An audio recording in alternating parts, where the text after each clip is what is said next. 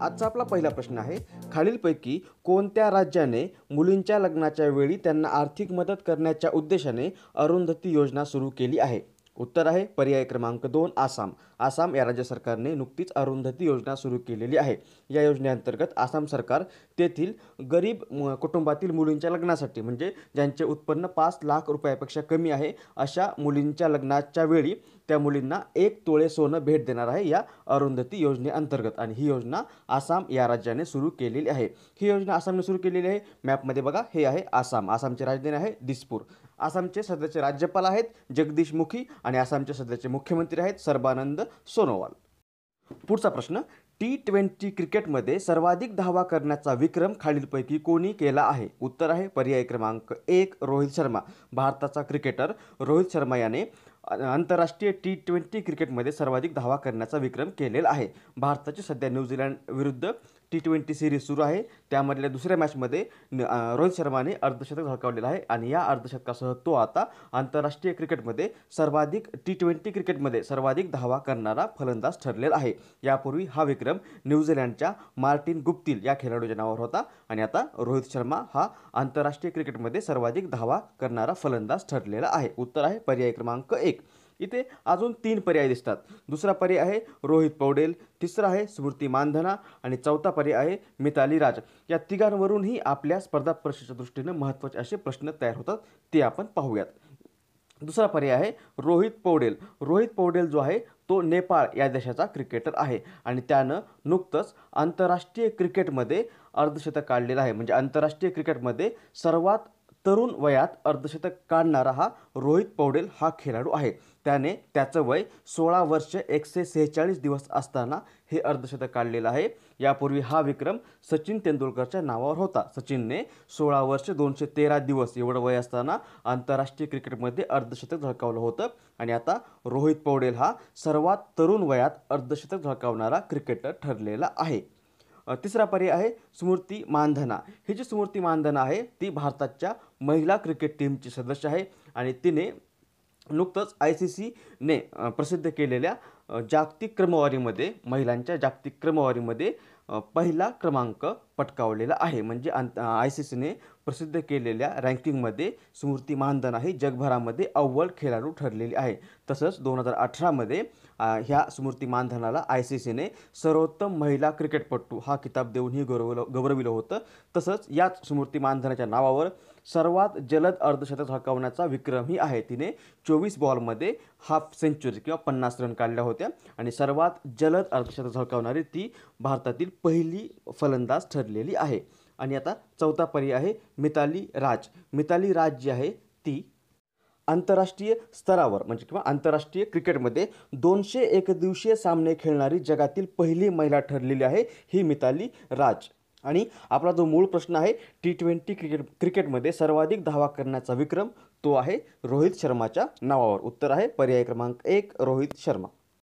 पुढचा प्रश्न, 2017च्या संगीत नाटक अकादमी पुरस्काराचे वितरण नुकतेच खालीलपैकी कोणाच्या हस्ते करण्यात आले आहे?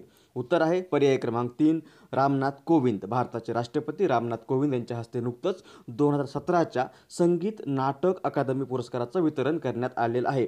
2017चा संगीत नाटक अकादमी पुरस्कार एकूण 42 जणांना दिलेला आहे. हा जो पुरस्कार आहे संगीत नाटक अकादमी पुरस्कार तो केंद्रीय सांस्कृतिक मंत्रालयाअंतर्गत कार्यरत संगीत नाटक अकादमीतर्फे दरवर्षी संगीत, नृत्य, नाट्य व लोककला या क्षेत्रात मोलाचे योगदान देणाऱ्या कलाकारांना प्रदान करण्यात येतो. आणि 2017च्या या नाटक अकादमी पुरस्काराचं वितरण नुकतंच झालेलं आहे राष्ट्रपती रामनाथ कोविंद यांच्या हस्ते. उत्तर आहे पर्याय क्रमांक 3 रामनाथ कोविंद. पुढचा प्रश्न, नुकत्याच प्रसिद्ध झालेल्या आंतरराष्ट्रीय बौद्धिक संपदा निर्देशांक 2019मध्ये भारताचा कितवा क्रमांक लागतो? उत्तर आहे पर्याय क्रमांक 2 36वा. नुकताच 2019चा आंतरराष्ट्रीय बौद्धिक संपदा निर्देशांक जो अमेरिकेच्या ग्लोबल इंटेलेक्च्युअल प्रॉपर्टी सेंटरतर्फे दरवर्षी प्रकाशित करण्यात येतो तो प्रकाशित झालेला आहे आणि यावर्षीच्या या आंतरराष्ट्रीय बौद्धिक संपदा निर्देशांकामध्ये भारताचा 36वा क्रमांक लागलेला आहे किंवा 36वा क्रमांक आहे. पहिला क्रमांक आहे अमेरिकेचा, दुसरा आहे युनायटेड किंगडमचा, तिसरा आहे स्वीडनचा आणि भारताचा या निर्देशांकामध्ये 36वा क्रमांक आहे. उत्तर आहे पर्याय क्रमांक 2 36वा. पुढचा प्रश्न, 9वी वरिष्ठ महिला हॉकी चॅम्पियनशिप स्पर्धा खालीलपैकी कोठे सुरू झाली आहे? उत्तर आहे पर्याय क्रमांक 1 हिसार, हरियाणा. हरियाणामधल्या हिसार येथे ही नुकतीच 9वी वरिष्ठ महिला हॉकी चॅम्पियनशिप स्पर्धा सुरू झालेली आहे. ही स्पर्धा फेब्रुवारी 8 ते फेब्रुवारी 17 म्हणजे 8 फेब्रुवारी ते 17 फेब्रुवारी 2019 या कालावधीमध्ये हरियाणातील हिसार या शहरामध्ये आयोजित करण्यात आलेली आहे. उत्तर आहे पर्याय क्रमांक 1 हिसार, हरियाणा. पुढचा प्रश्न, नासाने खालीलपैकी कोणते वर्ष चौथे सर्वात उष्ण वर्ष म्हणून घोषित केले आहे? उत्तर आहे पर्याय क्रमांक 2 2018. नासाने नुकतंच 2018 हे वर्ष आतापर्यंत चौथं सर्वात उष्ण वर्ष म्हणून घोषित केलेलं आहे. हे नासाने घोषित केलेलं आहे. नासाबद्दल आपण थोडक्यात माहिती पाहूयात. नासा NASA नासाचा लॉंग फॉर्म आहे national aeronautics and space administration. ही अमेरिकेची एक संशोधन करणारी संस्था आहे. लॉंग फॉर्म आहे national aeronautics and space administration. नासाची स्थापना झालेली आहे 29 जुलै 1958ला. नासाचं मुख्यालय आहे वॉशिंग्टन DC ला. आणि याच नासाने नुकतंच 2018 हे वर्ष आतापर्यंत चौथं सर्वात उष्ण वर्ष म्हणून घोषित केलेलं आहे. पुढचा प्रश्न, रणजी ट्रॉफी 2018-19 ही स्पर्धा खालीलपैकी कोणत्या संघाने जिंकली आहे? उत्तर आहे पर्याय क्रमांक 1 विदर्भ.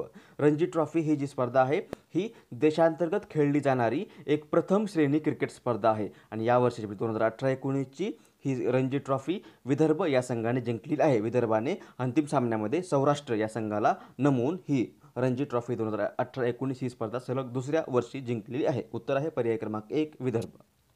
आता मागच्या व्हिडिओमध्ये विचारलेल्या प्रश्नाचं उत्तर. मागच्या व्हिडिओमध्ये आपण प्रश्न विचारला होता, खालीलपैकी कोणते वर्ष युनेस्को मार्फत आंतरराष्ट्रीय रासायनिक मूलद्रव्य आवर्त सारणी वर्ष म्हणून साजरे केले जाणार आहे?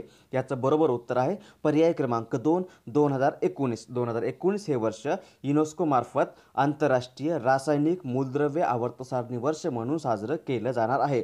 1869 या वर्षी रशियन शास्त्रज्ञ दिमित्री मेंडेलिव्ह याने मूलद्रव्यांना किंवा रासायनिक मूलद्रव्यांना तक्त्याच्या स्वरूपात मांडण्याची एक आधुनिक पद्धत, त्यालाच आवर्त सारणी असं म्हटलं जातं, ही आवर्त सारणी पद्धत शोधून काढली होती. आणि या घटनेला 2019 या वर्षी 150 वर्ष पूर्ण होत आहेत.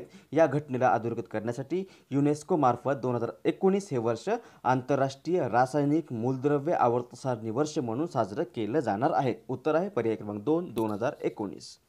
आणि आता आजच्या व्हिडिओमधला प्रश्न, याचं उत्तर तुम्हाला खाली कमेंट बॉक्समध्ये द्यायचं आहे. प्रश्न आहे, NSSOने नुकत्याच प्रसिद्ध केलेल्या अहवालात 2017-18 या वर्षातील भारतातील बेरोजगारीचे प्रमाण किती आहे? पर्याय आहेत 5.9%, 7.2%, 6.1% आणि यापैकी नाही. याचं उत्तर तुम्हाला खाली कमेंट बॉक्समध्ये द्यायचं आहे.